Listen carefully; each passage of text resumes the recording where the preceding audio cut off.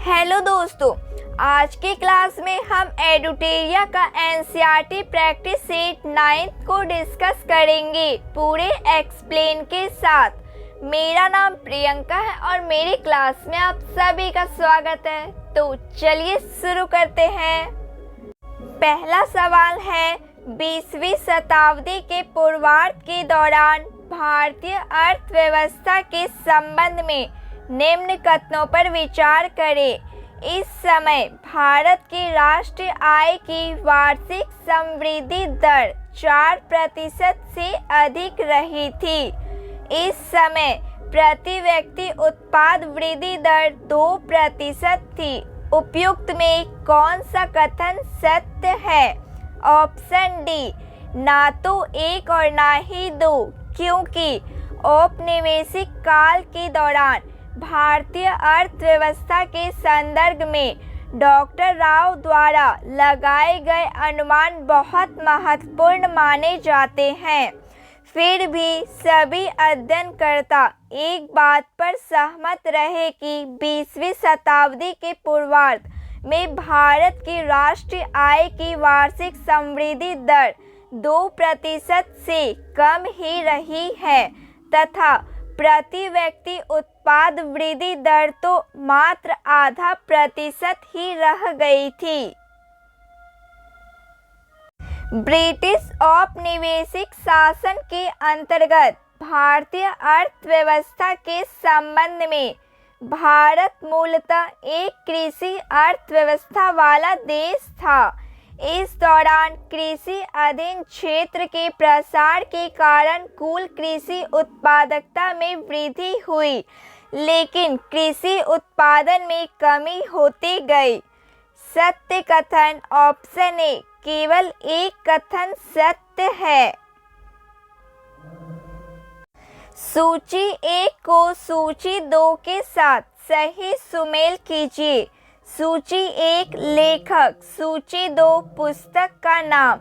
Doctor Rajendra Prasad, India divided. Ramesh Chandra Dutt, economy history of India.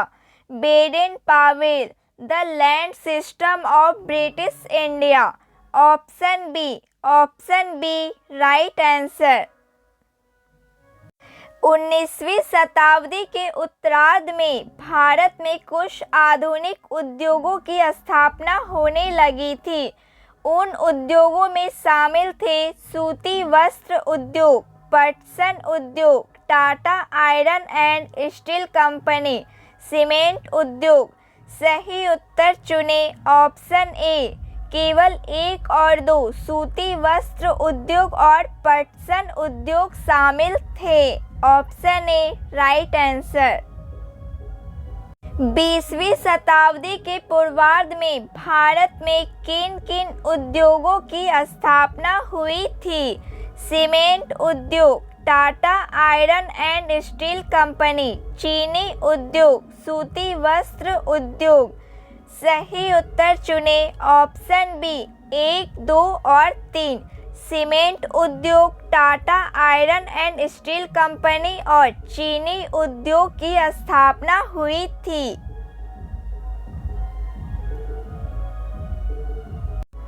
निम्न कथनों पर विचार करें। ब्रिटिश भारत की जनसंख्या के विस्तृत ब्यौरा सबसे पहले वर्ष 1881 की जनगणना के तहत एकत्रित किया गया था।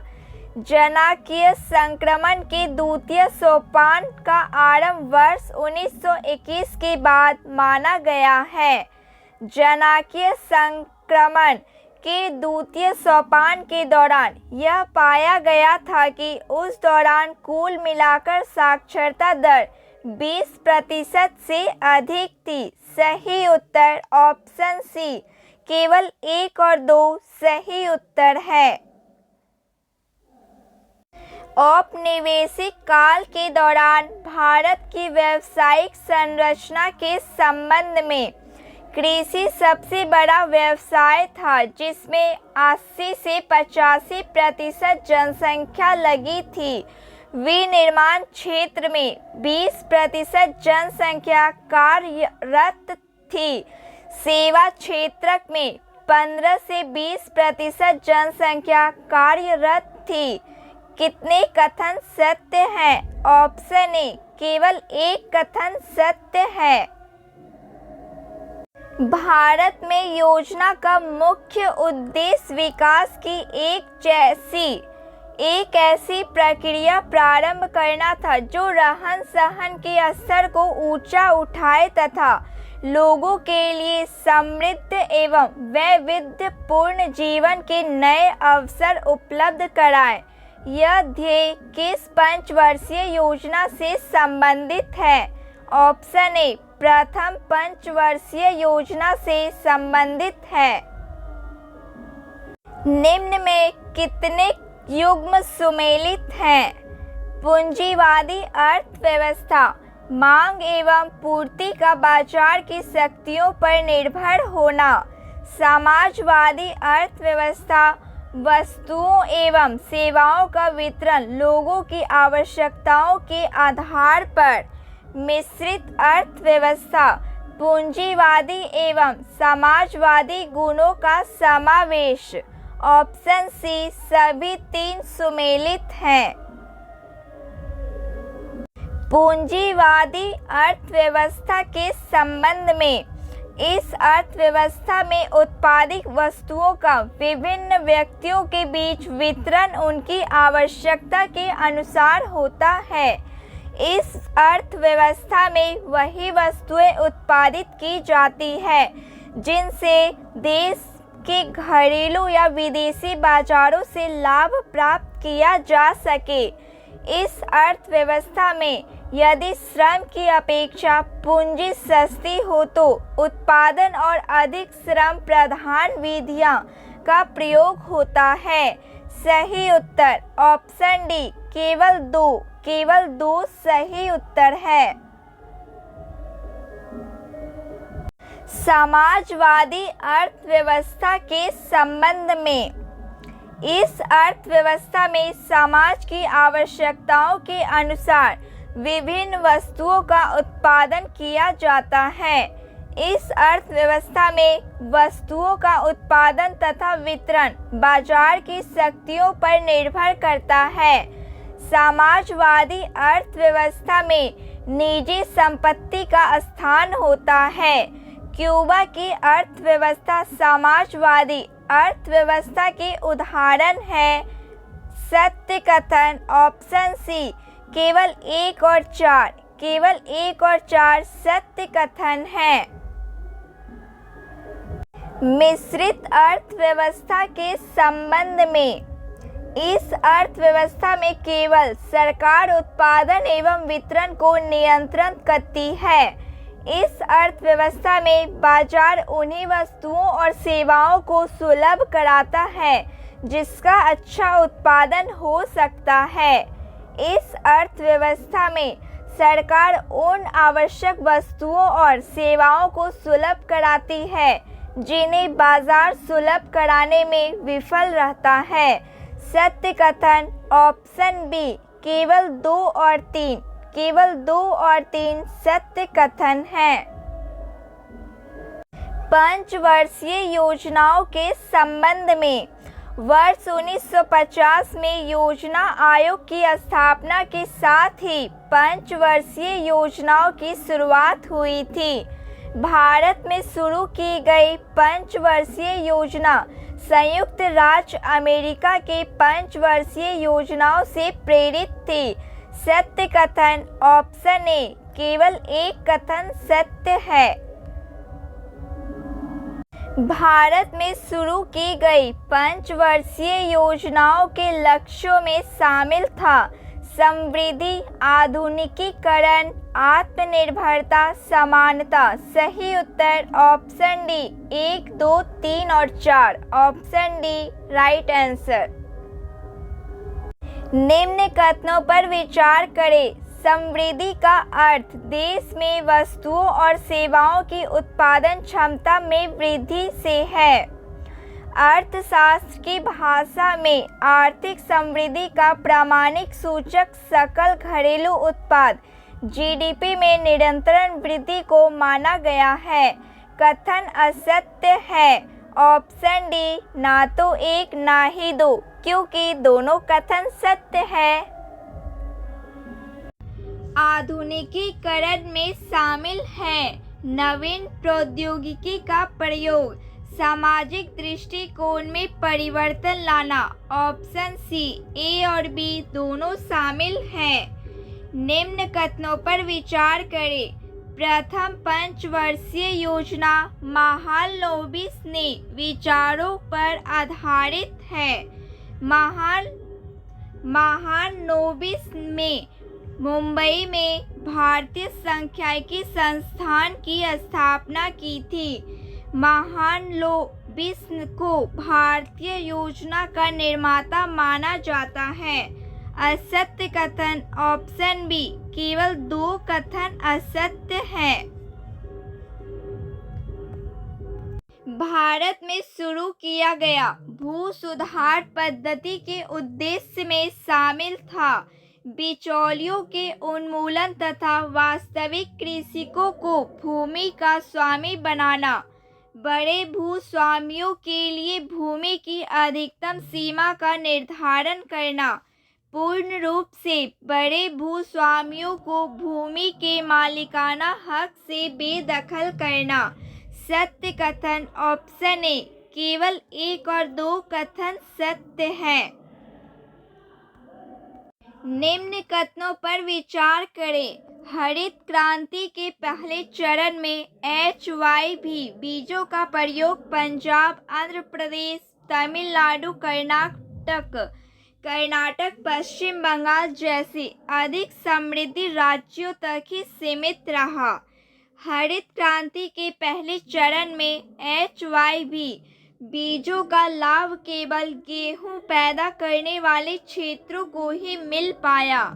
हरित क्रांति के द्वितीय चरण में HYV बीजों की प्रौद्योगिकी का विस्तार कई राज्यों तक पहुंचा और कई फसलों को लाभ हुआ। सत्य कथन। ऑप्शन डी, केवल 2 और 3 कथन सत्य हैं। विपणित अधिशेष क्या है? किसानों द्वारा उत्पादन का बाजार में बेचा गया अंश है। हरित क्रांति के संबंध में हरित क्रांति के फलस्वरूप खाद्यान्नों की कीमतों में उपभोग की अन्य वस्तुओं की अपेक्षा कमी आई। हरित क्रांति के फलस्वरूप खाद्यान्नों की कीमतों में कमी के कारण निम्न आय वाले वर्गों को लाभ हुआ। अपेक्षित आगतों के संबंध में सरकार ने छोटे किसानों की सहायता के लिए कई विशेष कदम नहीं उठाया था। सही उत्तर ऑप्शन ए, केवल 1 और 2 सही उत्तर है। निम्न कथनों पर विचार करें। भारत में 1950 से 90 की अवधि में यद्यपि GDP में कृषि के अंशदान में तो भारी कमी आई है, पर कृषि पर निर्भर जनसंख्या के अनुपात में नहीं। 1990 तक भारत देश की 75% जनसंख्या कृषि कार्य में लगी थी। उपयुक्त में कौन सा कथन सत्य है? ऑप्शन ए, केवल 1 कथन सत्य है। निम्न कथनों पर विचार करें। भारत में औद्योगिकी नीति प्रस्ताव 1958 को अंगीकार किया गया था। औद्योगिक नीति प्रस्ताव को द्वितीय पंचवर्षीय योजना का आधार बनाया गया। औद्योगिक नीति प्रस्ताव के अनुसार औद्योगिकों में वर्गीकरण में प्रथम वर्ग में वे उद्योग शामिल किए गए थे जो निजी स्वामित्व के थे। औद्योगिक नीति प्रस्ताव के अनुसार औद्योगिक के वर्गीकरण में द्वितीय वर्ग में वे उद्योग शामिल किए गए जो सार्वजनिक स्वामित्व के थे। असत्य कथन। ऑप्शन सी, 1, 3 और 4 कथन असत्य हैं। निम्न कथनों पर विचार करें। ग्राम विकास को प्रोत्साहित करने के लिए लघु उद्योगों का प्रयोग किए जाने के उद्देश्य से वर्ष 1956 में ग्राम तथा लघु उद्योग समिति का गठन हुआ था। लघु उद्योगों की परिभाषा की इकाई की परिसंपत्तियां के लिए या दिए जाने वाले न्यूनतम निवेश के संदर्भ में दी जाती थी। सत्य कथन ऑप्शन डी, ना तो एक और ना ही दो। आयात प्रतिस्थापन नीति का उद्देश्य है आयात के बदले घरेलू उत्पादन के द्वारा घरेलू बाजार वस्तुओं की पूर्ति करना। आयात के बदले घरेलू उत्पादन के द्वारा घरेलू बाजार में वस्तुओं की पूर्ति करना उद्देश्य है। औद्योगिक विकास पर विभिन्न नीतियों के पड़ने वाले प्रभाव के संबंध में औद्योगिक क्षेत्र द्वारा प्रदत्त जीडीपी का अनुपात 1950 से 51 में 13% से बढ़कर 1990 से 99 में 26% हो गया। 1950 से 51 से 1990 से 99 की अवधि के दौरान भारतीय उद्योगों केवल सूती वस्त्र और पटसन तक ही सीमित था। सत्य कथन ऑप्शन डी, ना तो एक और ना ही दो। 1980 के दशक में भारतीय अर्थव्यवस्था के संदर्भ में इस समय भारत में आए आर्थिक संकट का मुख्य कारण अकुशल प्रबंधन था। इस दौरान निर्यात की वृद्धि इतनी तीव्र रही कि आयात की समृद्धि से कोई तालमेल नहीं हो पा रहा था। सत्य कथन ऑप्शन ए, केवल एक कथन सत्य है। नई आर्थिक नीति 1991 के संबंध में नई आर्थिक नीति 1991 के संबंध में भारत में नई आर्थिक नीति की घोषणा विश्व बैंक और अंतर्राष्ट्रीय मुद्रा कोष की शर्तों को मानते हुए की थी। इस नीति का उद्देश्य अर्थव्यवस्था में अधिक स्पर्धापूर्ण व्यावसायिक वातावरण की रचना करना तथा फर्मों के व्यापार में प्रवेश करने और उनकी समृद्धि में आने वाली बाधाओं को दूर करना था। सत्य कथन ऑप्शन सी, एक और दो दोनों कथन सत्य है। नई आर्थिक नीति 1991 के तहत समस्त नीतियों को स्थायित्वकारी एवं संरचनात्मक सुधार के उपाय के रूप में वर्गीकृत किया गया है। इसके संदर्भ में स्थायित्वकारी उपाय दीर्घकालिक उपाय है। संरचनात्मक सुधार उपाय अल्पकालिक होते हैं। स्थायित्वकारी उपाय का उद्देश्य अर्थव्यवस्था की कुशलता को सुधारना तथा अर्थव्यवस्था को विभिन्न क्षेत्रों के अमान्यताओं को दूर कर भारत की अंतर्राष्ट्रीय स्पर्धा क्षमता को संवर्धित करना है। संरचनात्मक उपाय का उद्देश्य भुगतान संतुलन में आ गई कुछ त्रुटियों को दूर करना और मुद्रास्फीति का नियंत्रण करना था। सत्य कथन ऑप्शन डी, उपयुक्त में कोई नहीं। नई आर्थिक नीति 1991 के बाद भारत में उदारीकरण की प्रक्रिया में औद्योगिक क्षेत्र का विनियमीकरण किया गया। इससे भारत में क्या क्या बदलाव हुए? अल्कोहल, सिगरेट, जोखिम भरे रसायनों, औद्योगिक विस्फोटकों, इलेक्ट्रॉनिकी, विमानन तथा औषधि भेषज और इस्पात उद्योग को छोड़कर अन्य सभी उद्योगों के लिए लाइसेंसिंग व्यवस्था को समाप्त कर दिया गया। लघु उद्योगों द्वारा उत्पादित अधिकांश वस्तुओं को भी अनारक्षित श्रेणी में कर दिया गया। सत्य कथन ऑप्शन बी, केवल 2 कथन सत्य है। उदारीकरण के परिणाम स्वरूप भारत के वित्त क्षेत्र के संबंध में वित्त में क्षेत्रक में व्यावसायिक और निवेश बैंक, स्टॉक एजेंसी तथा विदेशी मुद्रा बाजार जैसी वित्त संस्थाएं सम्मिलित हैं। भारत में वित्त क्षेत्र का नियमन सेबी का दायित्व है। विदेशी निवेश संस्थाओं द्वारा व्यापार बैंक, म्यूचुअल फंड और पेंशन कोष आदि को उदारीकरण के कारण भारतीय वित्त बाजारों में निवेश की अनुमति मिल गई है। सत्य कथन ऑप्शन ए, केवल 1 और 3 कथन सत्य है। निम्न कथनों पर विचार करें। प्रत्यक्ष कर व्यक्तियों की आय और व्यावसायिक उद्यमों के लाभ पर लगाए जाते हैं। अप्रत्यक्ष कर वस्तुओं और सेवाओं पर लगाया जाता है। सत्य कथन ऑप्शन सी, 1 और 2 दोनों कथन सत्य है, सही है।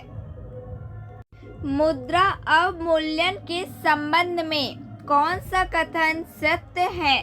इस प्रक्रिया से मुद्रा अवमूल्यन करने वाले देश का आयात कम तथा निर्यात बढ़ जाता है।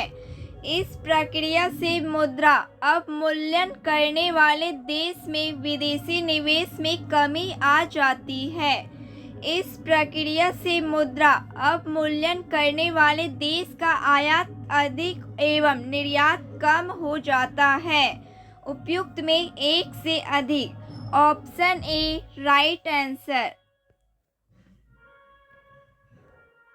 सूची 1 को सूची 2 के साथ सही सुमेल कीजिए। सूची 1 देश, सूची 2 मुद्रा। चीन देश की मुद्रा है युआन। कोरिया देश की मुद्रा है कोरियाई वोन। जापान देश की मुद्रा है येन। सिंगापुर देश की मुद्रा है डॉलर। जर्मनी देश की मुद्रा है euro. Option C right answer. निम्न में से कौन सा युग्म सही सुमेलित नहीं है? Maharatna India oil corporation, Navratna Bharat Sanchar Nigam limited, लघु रत्न airport authority of India. Option B सही सुमेलित नहीं है। किसी सार्वजनिक उपक्रम के स्वामित्व या प्रबंधन का सरकार द्वारा त्याग कहलाता है निजीकरण। Option B. निम्न भारतीय कंपनियों के संबंध में विचार करें। उपयुक्त में कौन सी कंपनी विदेशों में भी कार्यरत है? Tata steel, HCL, doctor Reddy's laboratories. Option D 1, 2 और 3 तीनों विदेशी में कार्यरत है। Option D right answer. निम्न कथनों पर विचार करें। व्यापार और सीमा शुल्क महासंधि का प्रवर्ती अंतर्राष्ट्रीय मुद्रा कोष है। व्यापार और सीमा शुल्क महासंधि की रचना विश्व व्यापार प्रशासक के रूप में 23 देशों ने मिलकर 1950 में की थी। सत्य कथन ऑप्शन डी, ना तो 1 और ना ही 2। निम्न कथनों पर विचार करें। भारत ने 1951 से 56 में प्रथम पंचवर्षीय योजना की घोषणा की थी। पाकिस्तान की पंचवर्षीय योजना को मध्यकालिक विकास योजना भी कहा जाता है। भारत की आखिरी योजना 12वीं पंचवर्षीय योजना 2012 से 2017 पर आधारित है। चीन अपनी 14वीं पंचवर्षीय योजना 2022 से 26 पर काम कर रहा है। उपयुक्त में कौन सा कथन सत्य है? ऑप्शन ए केवल 1, 2 और 3 कथन सत्य है। चीन की अर्थव्यवस्था के संबंध में वर्ष 1958 में ग्रेट लीप फॉरवर्ड अभियान शुरू किए जाने का उद्देश्य बड़े पैमाने पर देश का औद्योगिकीकरण करना था। चीन में कम्यून पद्धति के अंतर्गत लोग सामूहिक रूप से उद्योगों में कार्य करते थे। सत्य कथन ऑप्शन ए केवल 1 कथन सत्य है।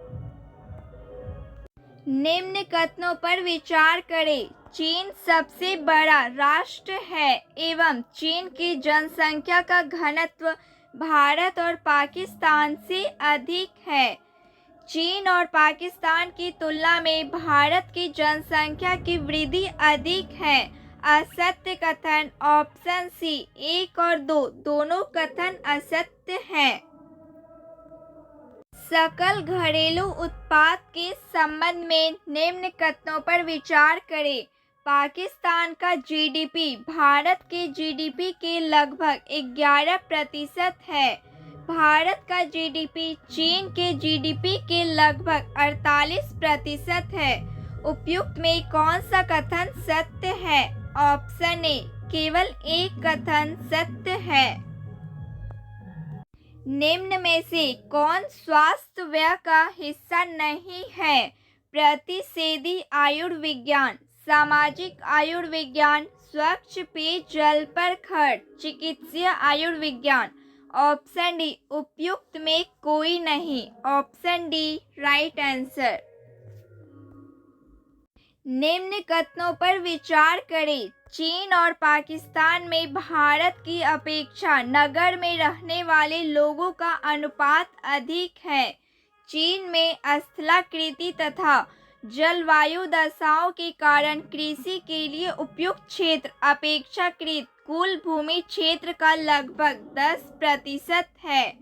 चीन में कुल कृषि योग्य भूमि भारत में कृषि क्षेत्र की 35% है। कितने कथन सत्य हैं? ऑप्शन बी केवल 2 कथन सत्य है। व्यक्ति की उपार्जन क्षमता का संवर्धन निम्न में से कौन करता है?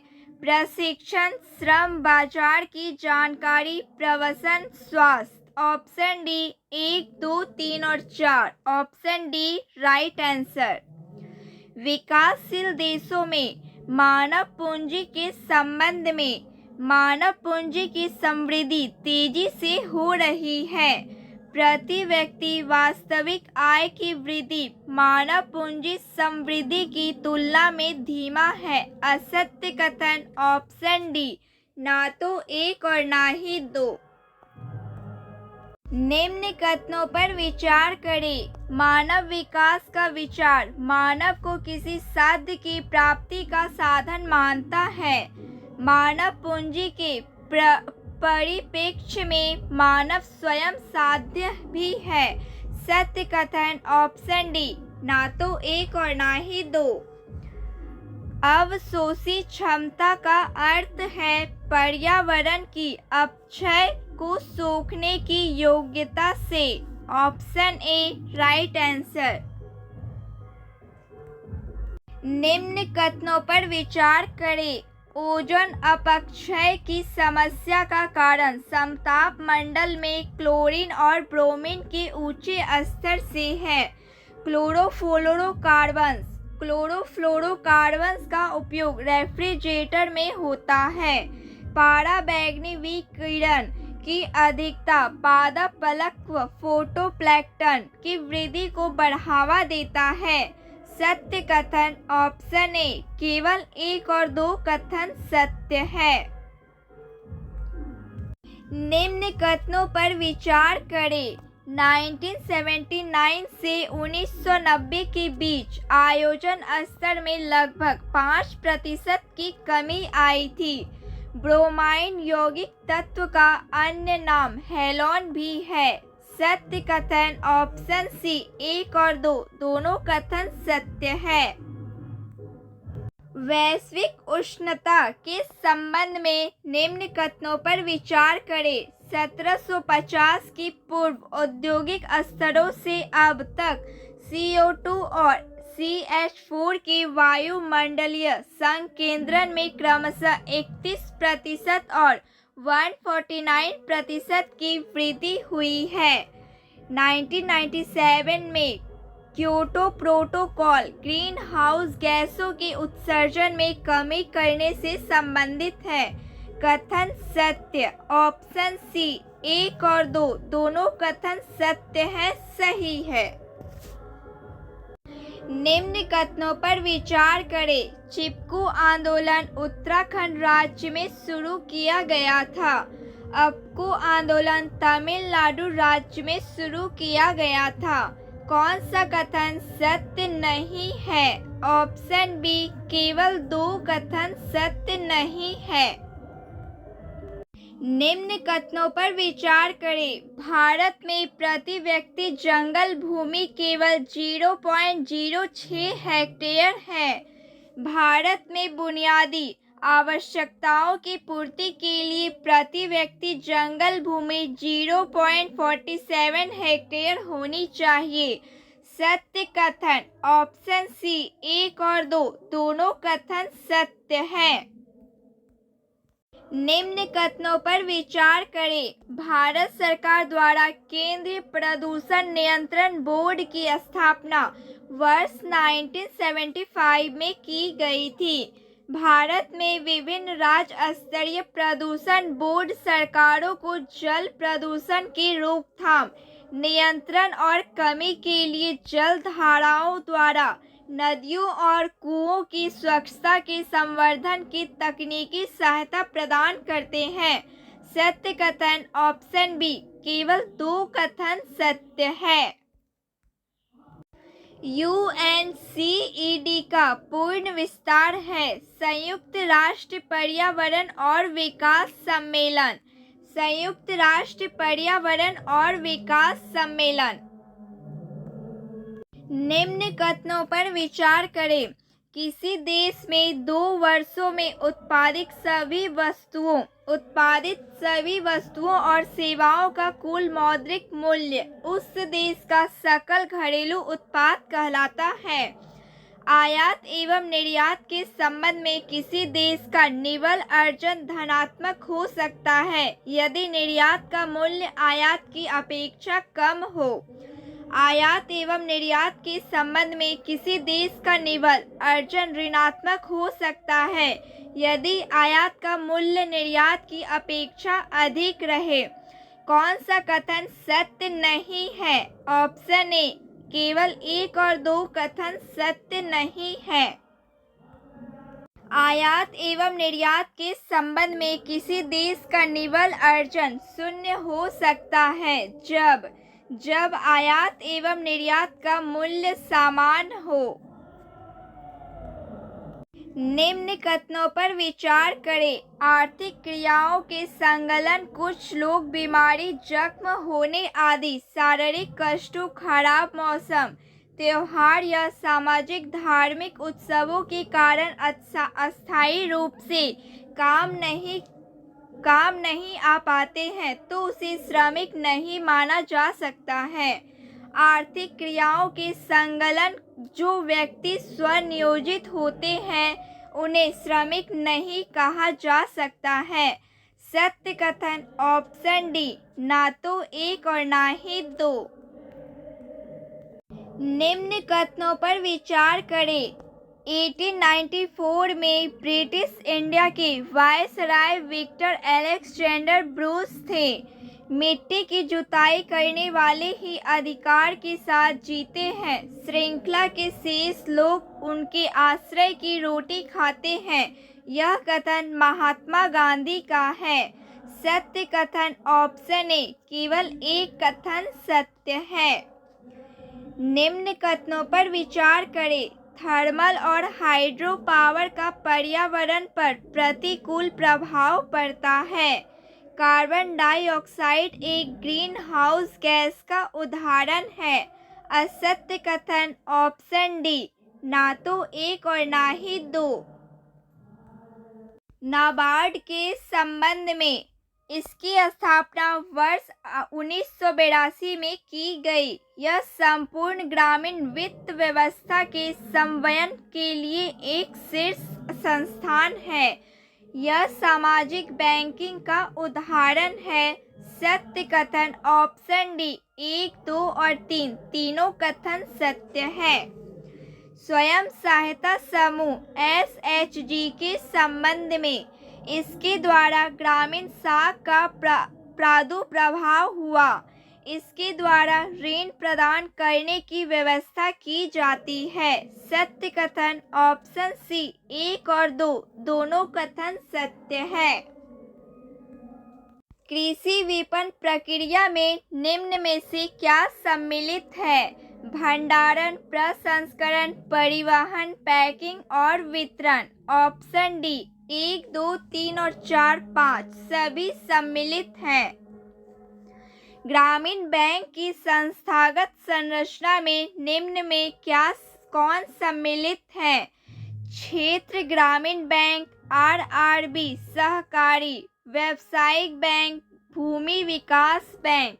ऑप्शन डी 1, 2, 3 और 4 सभी सम्मिलित हैं। Option D right answer.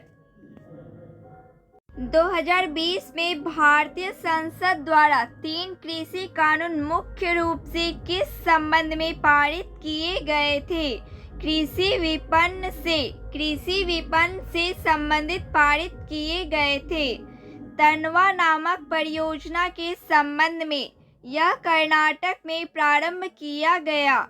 यह महिला तथा पुरुषों को नवीनतम कृषि तकनीकों का प्रशिक्षण देने के लिए प्रारंभ की गई थी। सत्य कथन ऑप्शन डी ना तो 1 और ना ही 2।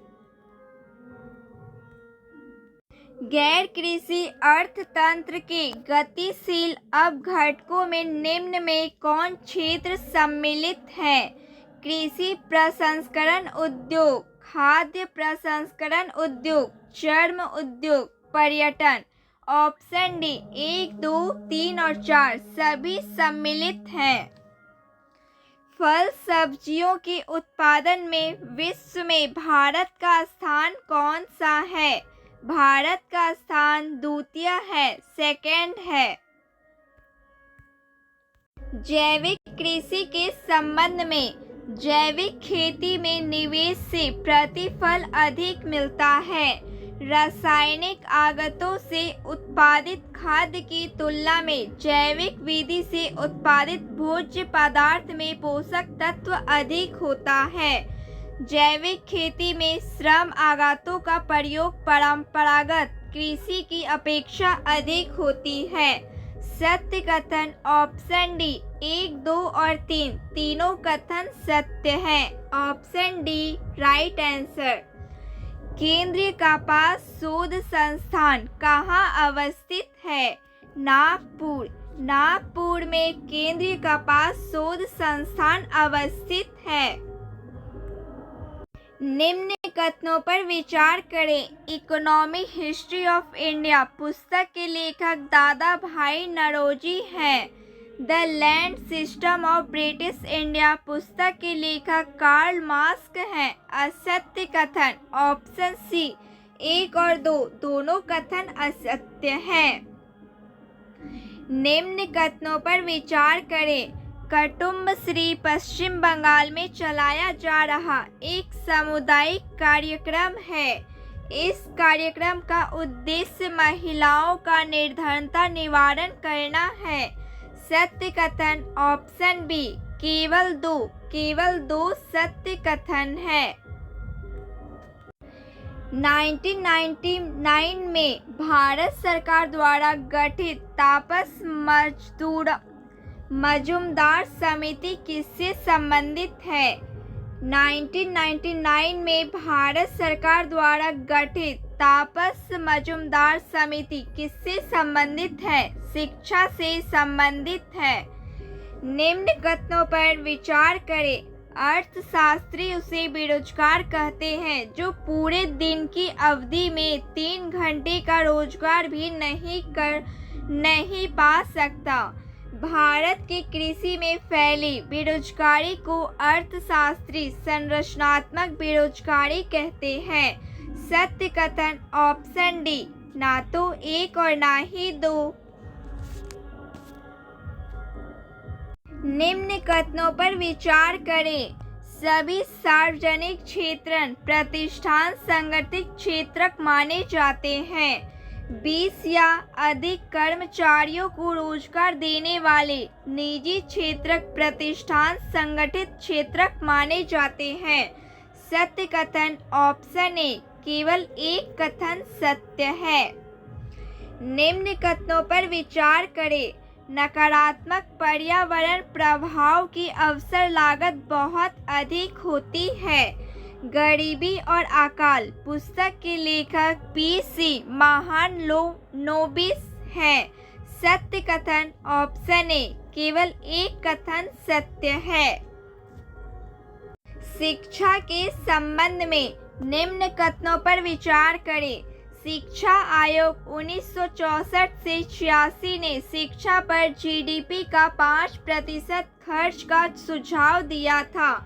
केंद्र सरकार शिक्षा उपकर लगाती है जिससे प्राप्त राजस्व को प्राथमिक शिक्षा पर व्यय हेतु सुरक्षित रखा जाता है। सत्य कथन ऑप्शन बी, केवल 2 कथन सत्य है। निम्न कथनों पर विचार करें। एडवर्ड बारबियर ने भावी पीढ़ी को संरक्षित करने पर जोर दिया। ब्रूटलैंड कमिश्नर ने धारणीय विकास की परिभाषा बुनियादी स्तर पर गरीबों के जीवन के भौतिक मानकों को ऊंचा उठाने के संदर्भ में दी है। असत्य कथन ऑप्शन सी, 1 और 2 दोनों कथन असत्य हैं। महान सर्वहारा सांस्कृतिक क्रांति का आरंभ किया था। महान सर्वहारा सांस्कृतिक क्रांति का आरंभ किया था। ऑप्शन सी, माओ से। मिथाइल क्लोरोफॉर्म कहा जाता है। मिथाइल क्लोरोफॉर्म कहा जाता है ट्रिलोरोथेन को मिथाइल क्लोरोफॉर्म कहा जाता है। निम्नलिखित कथनों पर विचार करें। प्रथम सूचना रिपोर्ट FIR शब्द भारतीय दंड संहिता IPC में निर्दिष्ट नहीं है।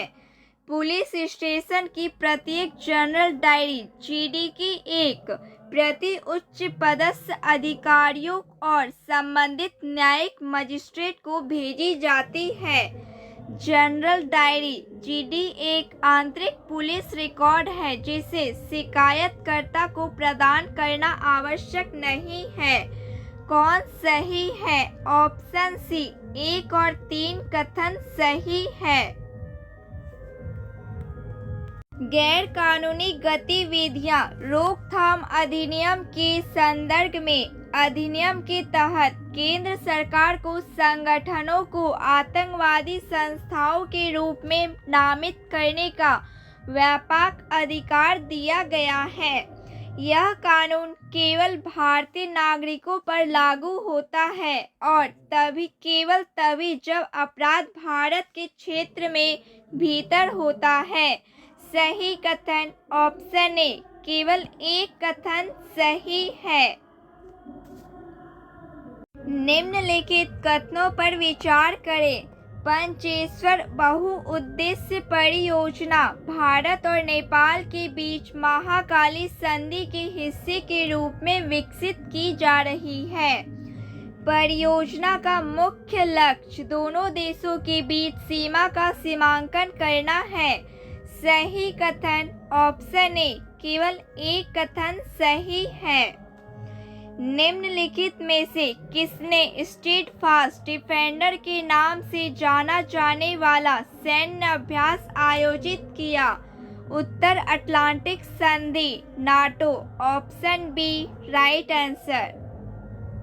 अंतर्राष्ट्रीय खगोलीय संघ IAU मुख्य रूप से इसके लिए जिम्मेदार है। खगोलीय पिंडों के लिए मानक और वर्गीकरण स्थापित करना। Option D right answer. वैश्विक कपड़ा कार्यक्रम भारत टेक्स 2024 कहाँ आयोजित किया जा रहा है? नई दिल्ली। नई दिल्ली में वैश्विक कपड़ा कार्यक्रम भारत टेक्स 2024 आयोजित किया जा रहा है। निम्नलिखित में से कौन सा national initiative for proficiency in reading with understanding and numeracy निपुण भारत मिशन का उद्देश्य है? बच्चों को आवश्यक पढ़ने, समझने और बुनियादी गणित कौशल से लैस करें। Option C right answer. निम्नलिखित में से कौन सा उद्देश्य बाढ़ प्रबंधन और सीमा क्षेत्र कार्यक्रम FMBP है? बाढ़ के जोखिमों का प्रबंधन करना और सीमावर्ती क्षेत्रों का सुरक्षा करना। Option C right answer.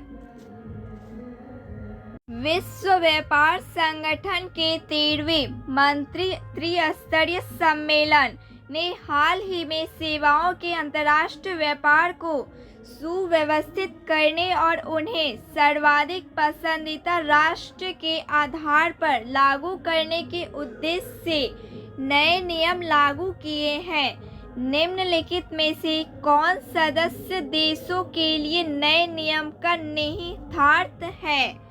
Option C सभी सदस्य देशों को अन्य सदस्य देशों के सेवाओं प्रदाताओं को समान स्तर की बाजार पहुंच प्रदान करनी चाहिए।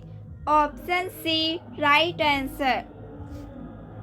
हाल ही में समाचारों में देखी गई टीवी सोमनाथन समिति का उद्देश्य है विभिन्न क्षेत्रों में एक समान नो योर कस्टमर KYC मानदंडों को सुव्यवस्थित और अंतिम रूप देना। Option B. निम्नलिखित में से कौन सा भारत के गर्भिणी GA2 AI मॉडल का उद्देश्य है? गर्भावस्था के दौरान भ्रूण की उम्र और सटीक निर्धारण करना। Option B.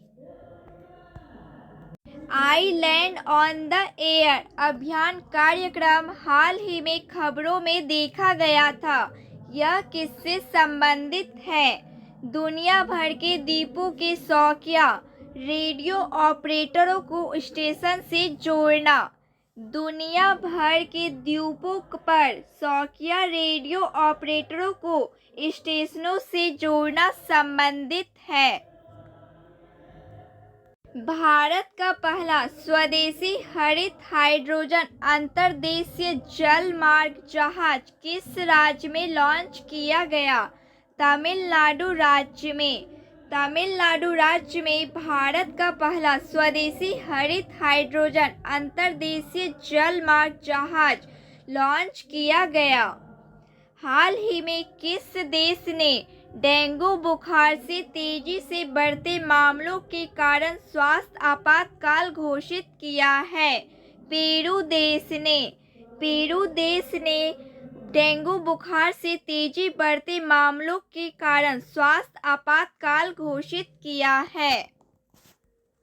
विश्व की पहली वैदिक घड़ी भारत के किस राज्य में स्थापित की गई है?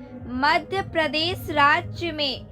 मध्य प्रदेश राज्य में विश्व की पहली वैदिक घड़ी भारत के मध्य प्रदेश राज्य में स्थापित की गई है।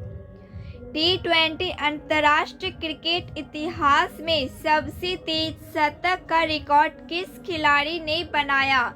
जॉन निकोल लॉफ्टी-ईटन ने बनाया है। देश का पहला सेमीकंडक्टर फैब्रिकेशन प्लांट किस राज्य में स्थापित किया जाएगा? गुजरात राज्य में स्थापित किया जाएगा। हाल ही में चर्चा में रही मेलानोस्ला मिस द्रौपदी निम्नलिखित में से किससे संबंधित है? एक समुद्री प्रजाति से संबंधित है। भारत और किस देश के बीच समुद्री लक्ष्मण अभ्यास आयोजित किया गया था? मलेशिया देश। भारत और मलेशिया देश के बीच समुद्री लक्ष्मण अभ्यास आयोजित किया गया था। ग्लोबल रिसोर्सेस आउटलुक रिपोर्ट किसके द्वारा जारी की जाती है? ग्लोबल रिसोर्सेस आउटलुक रिपोर्ट किसके द्वारा जारी की जाती है? यूएनईपी। यूएनईपी के द्वारा जारी की जाती है। तो फ्रेंड्स, आज के लिए बस इतना ही। क्लास अच्छी लगी हो प्लीज़ लाइक शेयर सब्सक्राइब कीजिए। मिलती हूँ मैं एनसीईआरटी प्रैक्टिस सेट 10th के साथ अगली क्लास में। जय हिंद, थैंक यू।